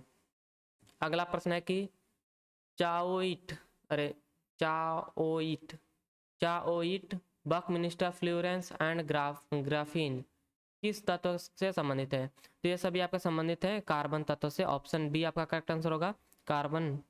अगला आपका प्रश्न है यहाँ से कि which potassium acid salt is obtained as by product of alcohol manufacture during the fragmentation process? तो फर्मेंटेशन प्रक्रिया के दौरान अल्कोहल निर्माण के उत्पाद के रूप में कौन सा पोटेशियम अम्ल लवण प्राप्त होता है? तो यह पोटेशियम अम्ल लवण है आपका potassium potassium bitartrate. Option B आपका करेक्ट आंसर होगा, पोटेशियम बाइटार्टेट। अगला प्रश्न यहाँ से कि lactitol is derived through the hydrogenation of dash? तो लैक्टिटोल निम्न में से किसके हाइड्रोजनीकरण द्वारा प्राप्त किया जाता है? तो यह आपका प्राप्त किया जाता है लैक्टोज की हाइड्रोजनीनेशन द्वारा। हाइड्रोजिनेशन द्वारा आपका लैक्टोज का अगर हाइड्रोजिनेशन करेंगे तो हमें लैक्टिटोल मिलेगा। ऑप्शन सी आपका करेक्ट आंसर होगा, लैक्टोज। अगला प्रश्न है कि which of the following is a straight chain alkane containing 12 carbon atom that are used as a major component in kerosene and some jet fuel research and also in the rubber and paper processing industry? निम्नलिखित में से कौन सी सीधी श्रृंखला alkene है जिसमें 12 carbon परमाणु होते हैं जिसका उपयोग मिट्टी के तेल और कुछ जेट ईंधन अनुसंधान और रबड़ और कागज प्रसंस्करण उद्योग में एक प्रमुख घटक के रूप में किया जाता है? तो यह आपका प्रमुख घटक है डोडेकेन। ऑप्शन डी आपका करेक्ट आंसर होगा, डोडेकेन सीधी श्रृंखला का एल्केन है जिसमें 12 कार्बन परमाणु होते हैं। ऑप्शन डी आपका करेक्ट आंसर हो जाएगा। अगला प्रश्न है आपका कि which organic chemical compound is reacted with nitrous acid at 273 to 278 kelvin to prepare benzene diazonium chloride? तो किस कार्बनिक रासायनिक यौगिक की 273 से 278 के ताप पर नाइट्स अल्म के साथ अभिक्रिया करा के बेंजीन डाइजोनियम क्लोराइड तैयार किया जाता है? तो यह है आपका एनिलीन। ऑप्शन ए आपका ऑप्शन सी आपका करेक्ट आंसर होगा, यह आपका एनिलीन रासायनिक यौगिक है, कार्बन रासायनिक यौगिक है, यह है एनिलीन। अगला प्रश्न है कि in which dialdehyde are two formyl group attach to adjacent carbon center on a benzene ring and from fluorescent conjugation product with primary amine? किस डाई एल्डिहाइड में बेंजीन वलय पर आसन्न कार्बन केंद्रों से जुड़े दो फॉर्मिक समूह होते हैं और प्राथमिक एमीन के साथ फ्लोरोसेंट संयुग्म उत्पाद बनाते हैं? तो ये होता है आपका थैली एल्डिहाइड, थैली एल्डिहाइड आपका होता है। ऑप्शन ए आपका करेक्ट आंसर होगा। अगला आपका प्रश्न यहाँ से कि heating ethanol with access concentrated sulphuric acid produce dash? तो अत्यधिक साद्र सल्फ्यूरिक अम्ल के साथ एथेनॉल को गर्म करने से निम्न में से क्या उत्पन्न होगा? तो निम्न में से उत्पन्न होगा आपका इथीन। ऑप्शन डी आपका करेक्ट आंसर होगा, इथीन। अगला प्रश्न आपका कि which of the following is a valid bond in alkene that connect carbon atom. निम्नलिखित में से कौन सा एल्कीन में यौगिक अबाध्य है जो कार्बन परमाणुओं को जोड़ता है? तो यह आपका यौगिक अबाध्य है आपका डबल बॉन्ड। ऑप्शन बी आपका करेक्ट आंसर हो जाएगा, द्विव अबाध्य। ऑप्शन बी आपका करेक्ट आंसर होगा। अगला प्रश्न है कि which are the following compound having the molecular formula C2H is derived from the hydride of acetylene. आणविक सूत्र C2H वाला निम्नलिखित में से कौन सा यौगिक एसिटिलीन के हाइड्राइड से प्राप्त होता है? तो एसिटिलीन के हाइड्राइड से आपका प्राप्त होता है यह है एथिनाइल। एथिनाइल आपका करेक्ट आंसर होगा। ऑप्शन ए आपका करेक्ट आंसर है, एथिनाइल। अगला प्रश्न है आपका कि trichloromethane is better known as dash. तो ट्राइक्लोरोमीथेन का प्रचलित नाम क्या है? तो इसका प्रचलित नाम है आपका क्लोरोमीथेन का क्लोरोफॉर्म। ऑप्शन ए आपका करेक्ट आंसर होगा, क्लोरोफॉर्म इसका प्रचलित नाम है। अगला प्रश्न है कि what is the product form when CH3CH2OH reacts with O2। तो CH3CH2OH और O2 की अभिक्रिया से बनने वाला उत्पाद क्या है? तो इसके अभिक्रिया से बनने वाला उत्पाद होगा आपका CO2 plus H2O plus light, heat and light. Option B आपका करेक्ट आंसर होगा। अगला आपका प्रश्न होगा यहाँ से कि dash is a naturally occurring organic compound with the formula of C6H5 twice CO2 और CO। तो एक डैश एक प्राकृतिक रूप से पाया जाने वाला कार्बनिक यौगिक है जिसका सूत्र C6H5 ट्वाइस CO होता है। तो यह है आपका बेंजोफिनोन। ऑप्शन डी आपका करेक्ट आंसर होगा, बेंजोफिनोन। अगला आपका प्रश्न है यहाँ से कि 1922 में अमेरिकी वैज्ञानिक लिनियस पॉलिंग द्वारा हैलोजन खंड में किस तत्व को स्वैच्छिक रूप से 4.0 का नाम दिया गया था? तो स्वैच्छिक रूप से आपका 4.0 का नाम दिया गया था फ्लोरीन को। ऑप्शन ए आपका करेक्ट आंसर होगा, फ्लोरीन। अगला आपका प्रश्न है कि 1,3 di methyl benzene also known as dash. तो 1,3 डाई मेथिल बेंजीन को निम्न में से किस रूप में भी जाना जाता है? तो इसे जाना जाता है आपका एक्स जाइलिन के नाम से। ऑप्शन बी आपका करेक्ट आंसर होगा, एक्स जाइलिन। अगला प्रश्न है क्या class of organic compounds that contain N oxygen between two alkyl group is called dash. कार्बनिक यौगिक का वह वर्ग जिसमें दो एल्किल समूह के बीच एक ऑक्सीजन होता है क्या कहलाता है? तो यह कहलाता है आपका ईथर। ऑप्शन डी आपका करेक्ट आंसर होगा, इसे कहा जाता है ईथर।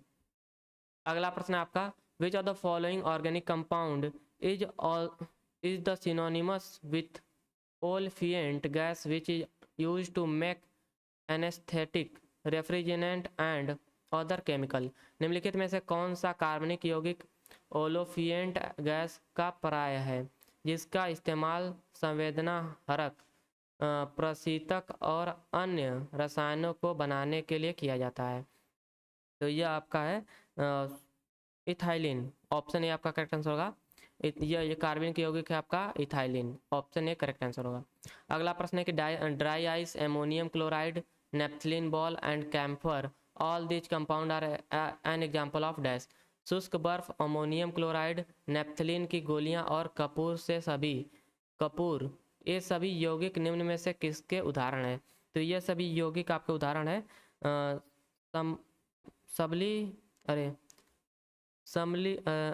सबलिमेबल सब्सटेंस के। ये मतलब सब्लिमेट हो जाते हैं हवा में, मतलब कि आपके सॉलिड से डायरेक्ट हवा गैसियस स्टेट में चेंज होते हैं। तो समलीएबल सब्सटेंस है सभी आपके। ऑप्शन ए आपका करेक्ट आंसर होगा।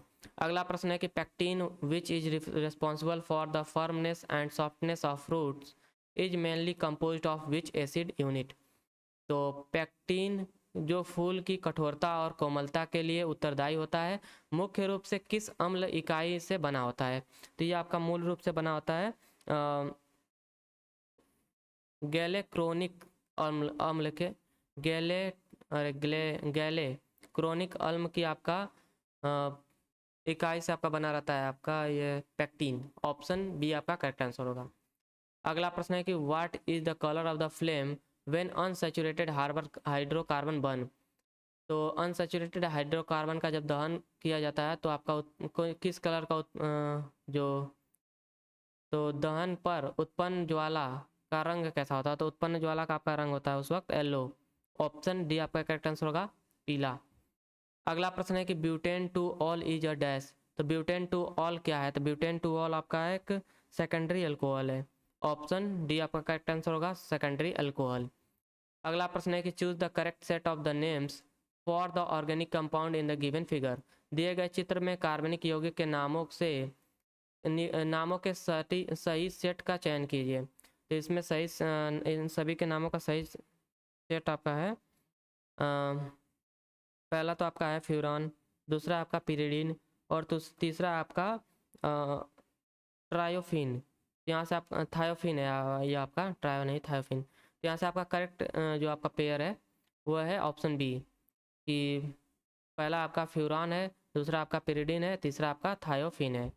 अगला प्रश्न यहाँ से कि what is the strength of a hydrocarbon bond determined by dash. तो हाइड्रोकार्बन बंध की प्रबलता किसके द्वारा निर्धारित की जाती है? तो हाइड्रोकार्बन की प्रबलता आपका निर्धारित किया जाता है interaction between the lone pair electron of the electronegative atom of one molecule and the hydrogen atom of the another molecule. एक अणु के विद्युत ऋणात्मक परमाणु के एकाकी इलेक्ट्रॉन युग्म और दूसरे अणु के हाइड्रोजन परमाणु के बीच के अन्योन्य क्रिया आपका कहलाता है हाइड्रोजन बॉन्ड। तो यहाँ से आपका ऑप्शन ए ही करेक्ट आंसर है। हाइड्रोजन बंध की प्रबलता आपका निर्धारित करता है आपका interaction between the lone pair of the electronegative atom of the molecule. Option A आपका करेक्ट आंसर है। अगला प्रश्न है कि which of the following element is used in moisturising cream and soaps because of its hydroscopic properties. निम्नलिखित में से किस तत्व का उपयोग इसके आर्द्रताग्रही गुणों के कारण मॉइस्चराइजिंग क्रीम और साबुन में किया जाता है? तो यह आपका तत्व है ग्लिसरॉल। ऑप्शन डी आपका करेक्ट आंसर होगा ग्लिसरॉल। अगला प्रश्न है कि identify a glass of compound that has a functional group OH। यौगिक के एक वर्ग की पहचान कीजिए जिसमें एक क्रियात्मक समूह OH होता है। तो यह आपका क्रियात्मक समूह OH होता है एल्कोहल में। ऑप्शन ए आपका करेक्ट आंसर होगा एल्कोहल। अगला प्रश्न है कि in organic chemistry which of the following is an ephemeral rule use to predict the regioselectivity of electrophilic addition reaction of alkane and एल्काइड। कार्बनिक रसायन विज्ञान में निम्नलिखित में से कौन सा एक अनुभवजन्य नियम है जिसका उपयोग एल्केन और एल्काइन की इलेक्ट्रॉन रागी संकलन अभिक्रियाओं की रेजियो सेलेक्टिविटी के पूर्वानुमान के लिए किया जाता है? तो यह आपका नियम है, यह आपका जो रूल है इसे कहा जाता है आपका मार्कोवनिकोव रूल। ऑप्शन ए आपका ऑप्शन सी आपका करेक्ट आंसर होगा मार्कोनिकोव रूल इसे कहा जाता है। ऑप्शन अगला प्रश्न आपका यहाँ से कि what is the suffix for OH group according to IUPAC नेम। तो IUPAC पद्धति के अनुसार OH समूह के लिए प्रत्यय क्या है? तो OH समूह के लिए आपका प्रत्यय है ऑल इसका प्रत्यय होगा ओल्स। ऑप्शन ए आपका करेक्ट आंसर होगा ओल्सा या फिर ओल आपका इसका प्रत्यय है। अगला आपका प्रश्न है कि name the alkyl benzene widely used as a chemical intermediate in the production of phenol. Phenol के उत्पादन में एक रासायनिक मध्यवर्ती के रूप में व्यापक रूप से उपयोग किए जाने वाले अल्काइल बेंजीन का नाम बताइए। तो इस अल्काइल बेंजीन का नाम है आपका क्यूमीन। ऑप्शन ए आपका करेक्ट आंसर होगा।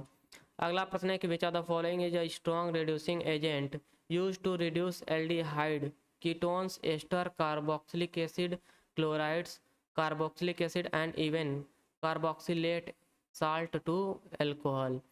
एल्डिहाइड कीटोन एस्टर कार्बोक्सिलिक अम्ल क्लोराइड कार्बोक्सिलिक अम्ल और यहाँ तक कि कार्बोक्सिलेट अम्ल की अल्कोहल में अपचयित करने के लिए निम्नलिखित में से कौन सा एक प्रबल अपचायक है? तो एक प्रबल अपचायक का नाम है आपका lithium aluminium hydride. Option B आपका करेक्ट आंसर होगा, लिथियम एल्यूमिनियम हाइड्राइड।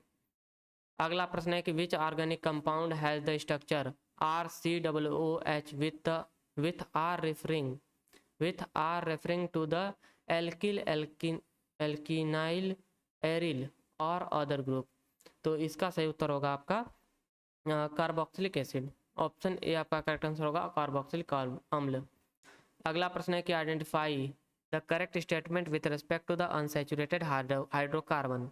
तो हाइड्रोकार्बन के संदर्भ में सही कथन की पहचान करें। तो इसमें से आपका सही कथन है कि कार्बन ऑफ और compounds of carbon having double bond और triple bond between their carbon atom are called unsaturated compound. Option B आपका करेक्ट स्टेटमेंट है कि कार्बन में ऐसे यौगिक जिनके कार्बन परमाणुओं के बीच द्विबंध या फिर त्रिबंध होता है उसे अनसैचुरेटेड कंपाउंड कहते हैं। ऑप्शन बी आपका करेक्ट आंसर होगा।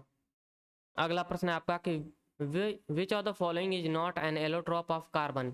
निम्नलिखित में से कौन सा कार्बन का अपर रूप नहीं है? तो या फिर एलोट्रॉप इसे नहीं है, तो ये आपका एलोट्रॉप नहीं है। ऑप्शन ए आपका करेक्ट आंसर हो जाएगा, ट्राई सल्फर। ये आपका कार्बन का एलोट्रॉप नहीं है। बाकी डायमंड, लॉन्स डे लाइट आपका और ग्रेफाइट है, सभी आपके कार्बन के अपरूप या फिर एलोट्रॉप्स हैं।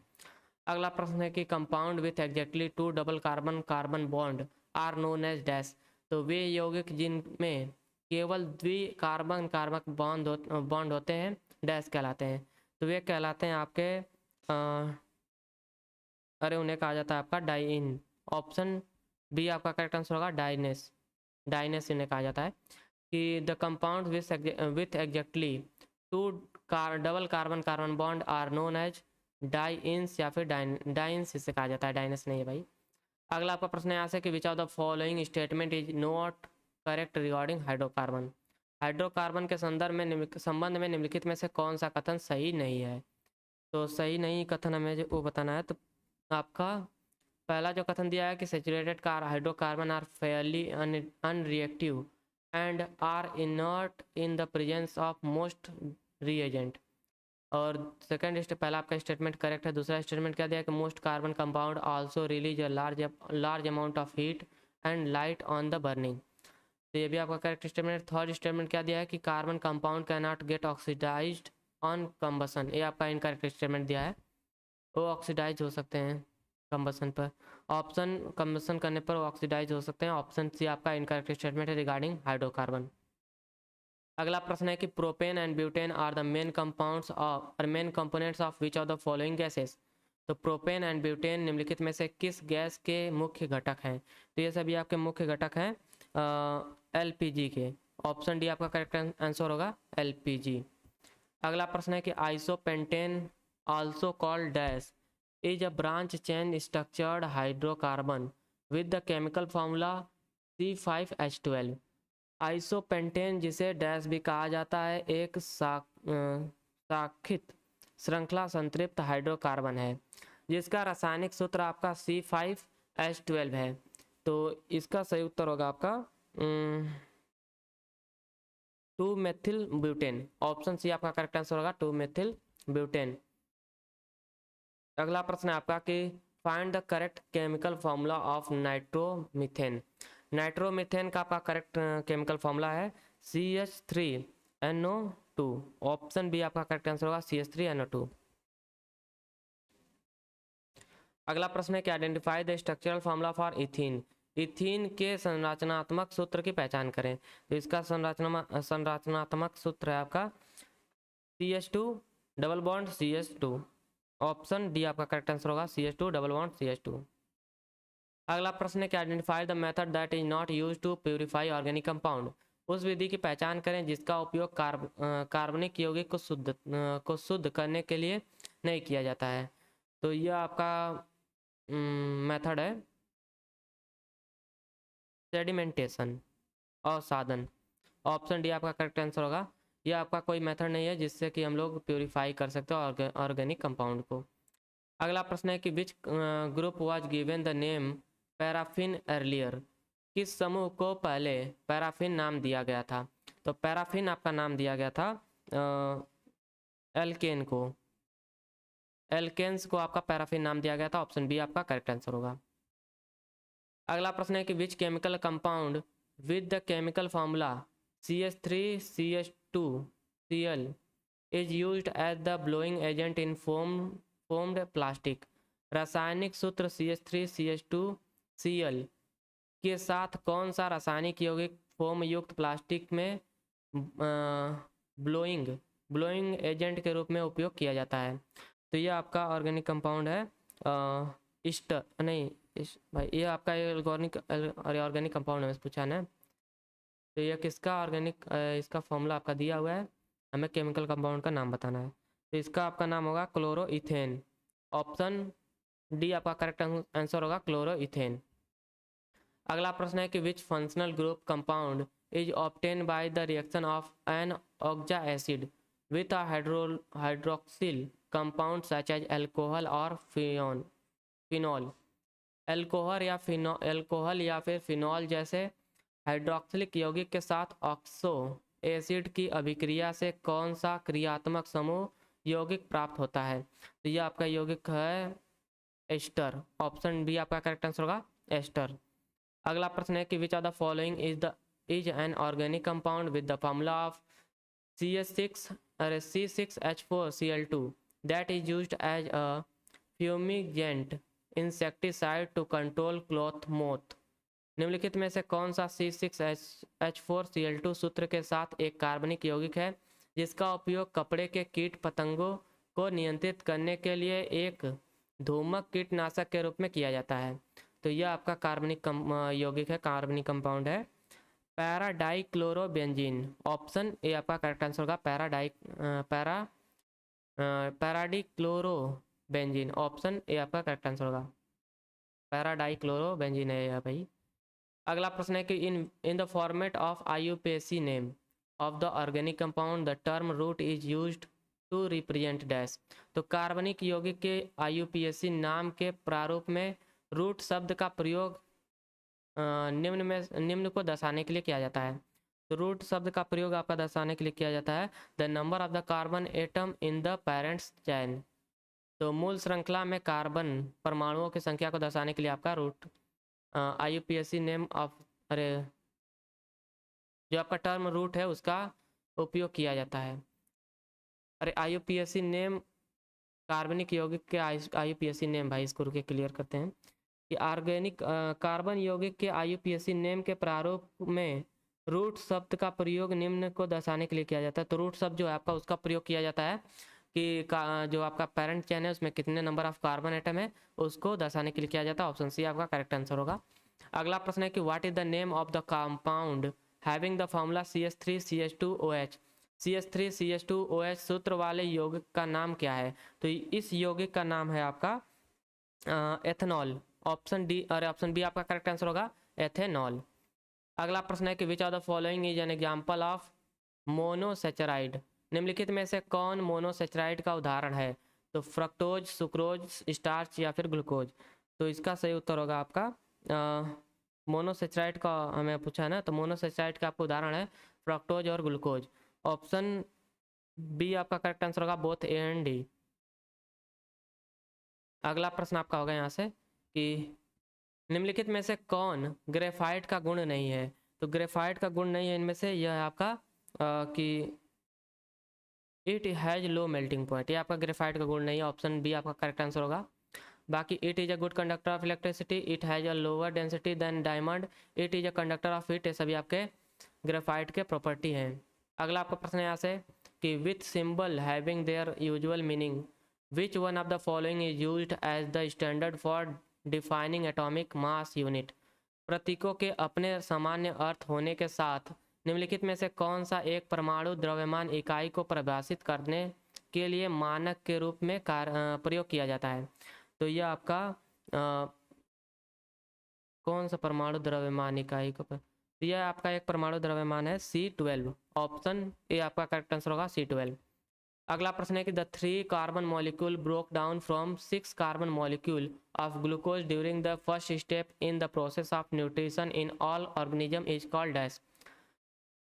उन 3 कार्बन अणुओं को क्या कहा जाता है जो सभी जीवों में पोषण की प्रक्रिया के पहले चरण के दौरान ग्लूकोज के 6 कार्बन अणुओं से टूटते हैं? तो उन्हें कहा जाता है आपका पायरुवेट। ऑप्शन सी आपका करेक्ट आंसर होगा, उन्हें पायरुवेट कहा जाता है। अगला प्रश्न है कि how many carbon and hydrogen atoms are there in propane respectively. तो प्रोपेन में क्रमशः कितने कार्बन और हाइड्रोजन परमाणु होते हैं? तो इनकी संख्या होती है आपका 3,8। ऑप्शन बी आपका करेक्ट आंसर होगा। अगला प्रश्न है कि what is the bond angle in degree in the structure of a benzene molecule. एक बेंजीन अणु की संरचना में बंध कोण डिग्री में क्या होता है? तो बंध कोण आपका डिग्री में होता है 120 डिग्री। ऑप्शन सी आपका करेक्ट आंसर होगा 120 डिग्री। अब यहाँ से आपका अगला चैप्टर स्टार्ट होता है, वो है आपका पीरियोडिक टेबल, आवर्त सारणी। तो पीरियोडिक टेबल से आपका पहला प्रश्न है कि the behaviour of lithium is similar to that of magnesium. This sort of similarities is commonly referred to as dash. तो लिथियम का व्यवहार मैग्नीशियम के व्यवहार के समान होता है। इस प्रकार की समानता को समानता डैश कहा जाता है। तो इस प्रकार की समानता को समानता कहा जाता है डायगोनल रिलेशनशिप, विकर्ण संबंध। ऑप्शन डी आपका करेक्ट आंसर हो जाएगा, डायगोनल रिलेशनशिप। अगला प्रश्न है कि what are the elements in group 0 commonly known as. तो what are the elements in group 0 commonly known as. तो ग्रुप 0 के एलिमेंट को कॉमनली जाना जाता है आपका इनर्ट गैस के नाम से। ऑप्शन बी आपका करेक्ट आंसर होगा, अक्रिय गैस के नाम से नहीं जाना जाता है। अगला प्रश्न है कि what was the symbol Henry मोजले यूज्ड फॉर डेनोटिंग एटॉमिक नंबर। परमाणु क्रमांकों को निरूपित करने के लिए हेनरी मोजले ने किस प्रतीक का उपयोग किया था? तो इन्होंने उपयोग किया था जेड प्रतीक का। ऑप्शन डी आपका करेक्ट आंसर होगा, जेड। अगला प्रश्न है कि which of the following is correct sequence of alkaline earth metal according to the atomic number. क्षारीय मृदा धातुओं के परमाणु क्रमांक के अनुसार निम्नलिखित में से कौन सा सही क्रम है? तो इसमें आपका सही क्रम है बेरिलियम, उसके बाद आपका मैग्नीशियम, उसके बाद आपका परमाणु जो क्रमांक है उसके सबसे ज़्यादा है आपका स्ट्रोंटियम, उसके बाद आपका आएगा कैल्शियम, उसके बाद आएगा आपका स्ट्रोंटियम, उसके बाद आपका आएगा बेरियम, उसके बाद आपका आएगा रेडियम। तो यहाँ से आपका ऑप्शन ए करेक्ट आंसर होगा। अरे नहीं, ऑप्शन बी करेक्ट होगा ना, बेरिलियम।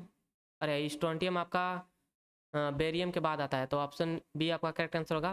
पहले आपका आएगा बेरिलियम, उसके बाद आपका आता है मैग्नीशियम, उसके बाद आपका आता है कैल्शियम, उसके बाद आपका आता है स्ट्रोंटियम, उसके बाद होता है आपका बेरियम, उसके बाद आपका आता है रेडियम।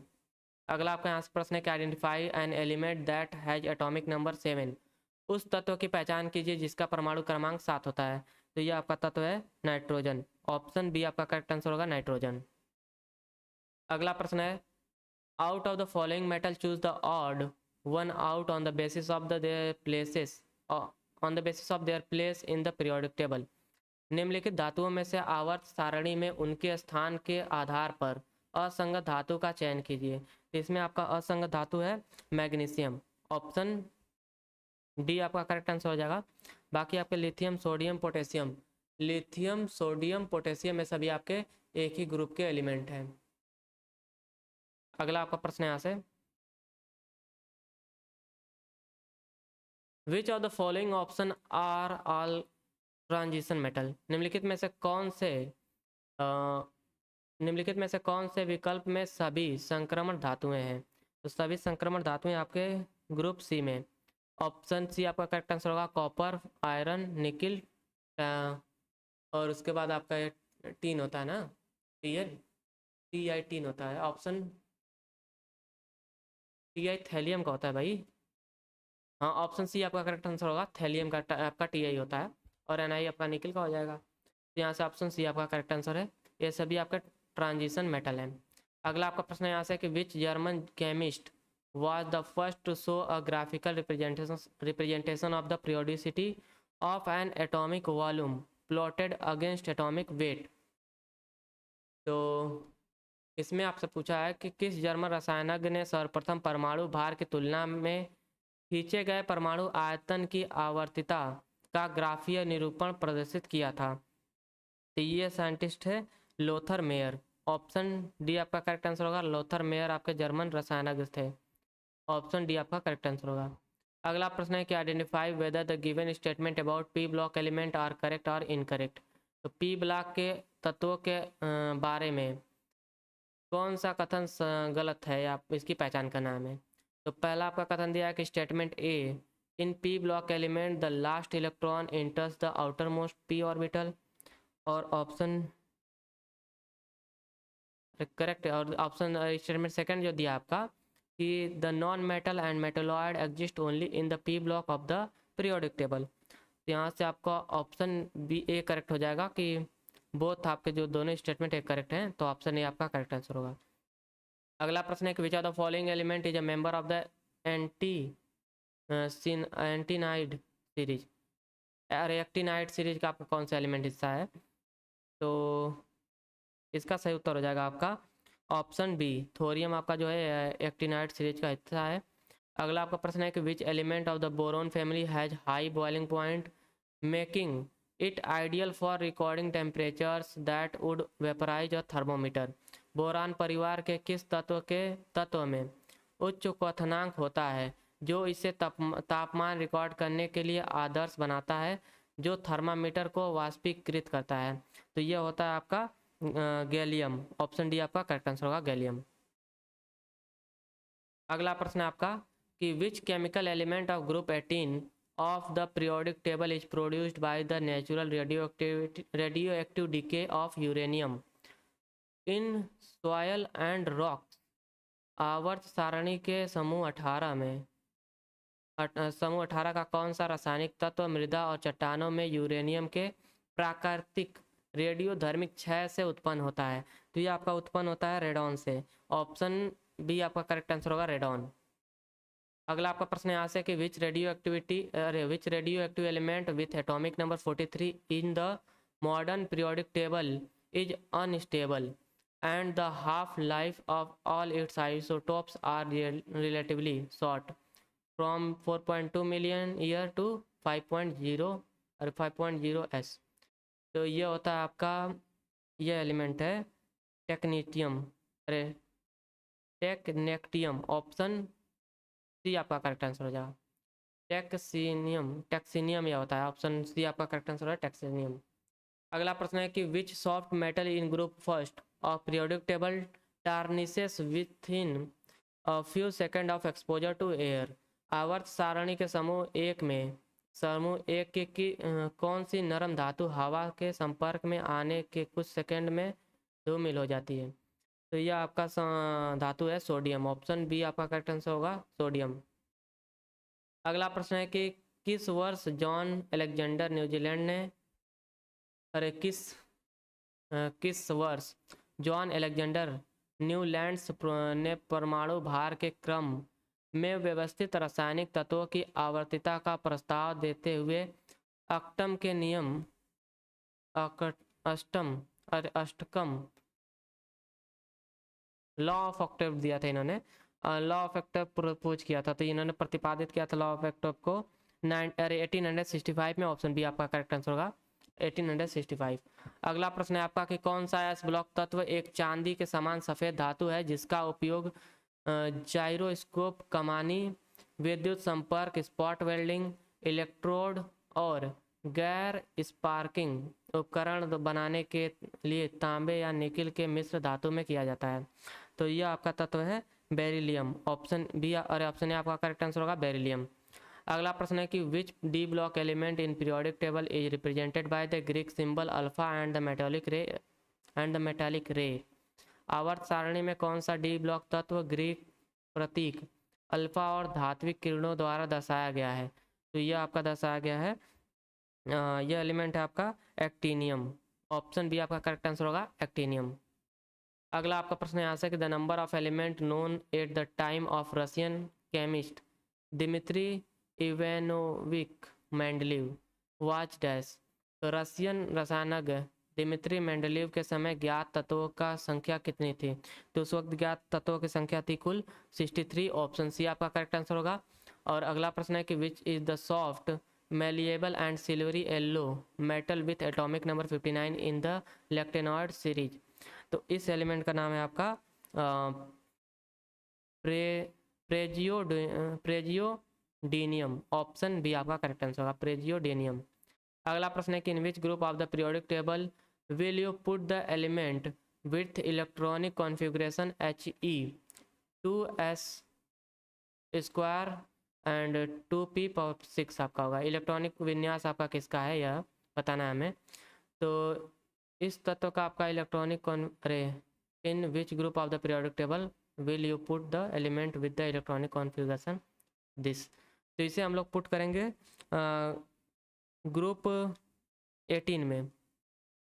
अरे नहीं भाई, in which group of the periodic table, हाँ इसे ग्रुप 18 में पुट करेंगे क्योंकि आपका नियॉन का इलेक्ट्रॉनिक कॉन्फ़िगरेशन दिया है। अगला आपका प्रश्न होगा यहाँ से कि अ diagonal relationship found between which pair of the following element. तो डायगोनल रिलेशनशिप आपका पाया जाएगा लिथियम एंड मैग्नीशियम के बीच में। ऑप्शन ए आपका करेक्ट आंसर होगा। अगला प्रश्न है कि what is the name of 87th element on the periodic table that has no biological role because it has a half life of only 22 minute. तो यह आपका एलिमेंट है फ्रांसियम। ऑप्शन डी आपका करेक्ट आंसर होगा, francium. अगला प्रश्न है कि what is the atomic number of bohrium which is named after the physicist Niels Bohr, one of the founder of the quantum theory. तो इस एलिमेंट का आपका एटॉमिक नंबर है 107। ऑप्शन डी आपका, अरे ऑप्शन बी आपका करेक्ट आंसर होगा 107। अगला प्रश्न है आपका कि which element of group 13 has the atomic number 113 and it's electronic configuration is Rn 5 F14 6d10 और 7s2 एंड 7p1। तो ये आपका इलेक्ट्रॉनिक कॉन्फ़िगरेशन है निहोनियम का। ऑप्शन सी आपका करेक्ट आंसर होगा, निहोनियम। अगला प्रश्न है कि the law of Octave asserted that every 8 element has comparable property when grouped in increasing order of their atomic masses and is also known as dash। तो इसे और जाना जाएगा, आप इसे जाना जाता है आपका फ्लोरीन, अरे नहीं, इसे जाना जाता है आपका न्यूलैंड रिएक्शन के नाम से, अरे न्यूलैंड रिलेशन के नाम से इसे जाना जाता है। ऑप्शन डी आपका करेक्ट आंसर होगा। अगला प्रश्न है कि what will be the atomic number of an element x which is placed in the periodic table 2 and group 17। तो इस तत्व का नाम होगा आपका फ्लोरीन। ऑप्शन डी आपका करेक्ट आंसर होगा, फ्लोरीन। अगला प्रश्न है आपका कि उस तत्व की पहचान करें जो आधुनिक आवर्त सारणी के समूह एक से संबंधित नहीं है। तो आवर्त सारणी के समूह एक से संबंधित नहीं आपका है, वह है हाइड्रोजन। ऑप्शन सी आपका करेक्ट आंसर होगा, हाइड्रोजन।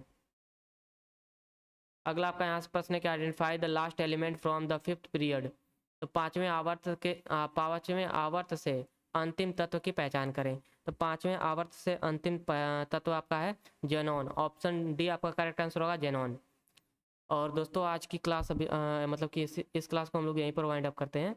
और अगला जो आपका इसका पार्ट 2 आ जाएगा, उसमें हम लोग 300 प्रश्नों को कवर कर लेंगे केमिस्ट्री के, क्योंकि तबीयत मेरी कुछ ठीक नहीं है, तो इसलिए आज की क्लास को हम लोग यहीं पर, मतलब इस वीडियो को हम लोग यहीं पर समाप्त करते हैं। Thank you for watching. Please do like and subscribe my channel.